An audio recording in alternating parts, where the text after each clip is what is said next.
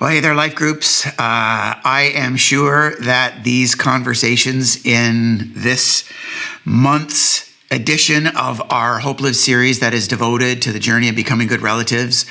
have been weighty and hopefully significant. And I can only imagine that this is going to be another one of those as we start to really make the turn both personally and as a church family, from awareness and information to life change and transformation. And so I can imagine you on the one hand wanting to process some of what we talked about, particularly that Truth and Reconciliation Commission call to action number 49 that calls faith groups and people who claim faith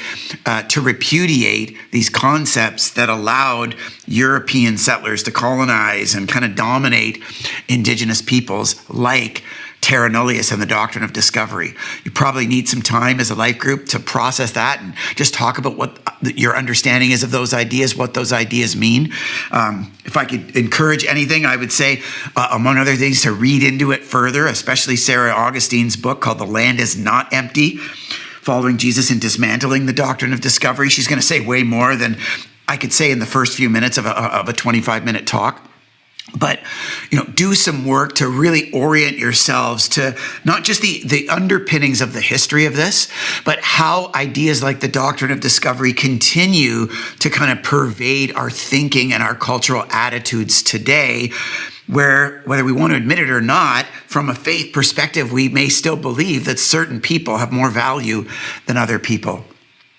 But to repudiate that, then let's really get into a conversation about Jesus' interaction with that legal expert, and particularly his parable of the Good Samaritan, where he was contravening a cultural understanding of his day that had a certain definition of neighbor and had kind of a boundary of who you were supposed to love and who you didn't have to love. Frankly, who you were allowed to hate and ignore and oppress.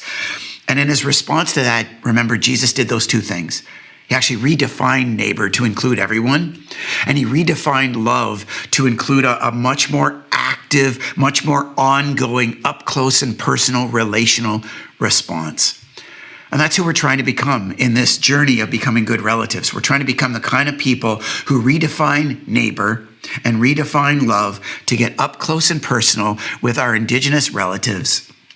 to get to know them, to care about them, to be in relationship with them, and in staring some of these concepts and some of these injustices in the face, to be inconvenienced by them, to be burdened by them, to maybe go out of expense for them, not in a token charity way, but in a mutual kind of reciprocity relational way that allows us to live out that redefinition of neighbor and that redefinition of love. So I'd really encourage you to process that, not just how you've understood these concepts, terra nullius and the doctrine of discovery, but how you understand the vision of Jesus to love our neighbor and how those intersect with us becoming good relatives these days. I'm sure it's going to be a very personal and maybe even a bit delicate conversation, but I hope that it's a really sacred one that we can have in a safe and supportive way as life groups, as Jesus continues to guide and direct us to become the kind of people who not only love God with all our heart, soul, mind, and strength, but can love our neighbor, particularly our indigenous neighbor, as ourselves. Wish you a great conversation. Take care.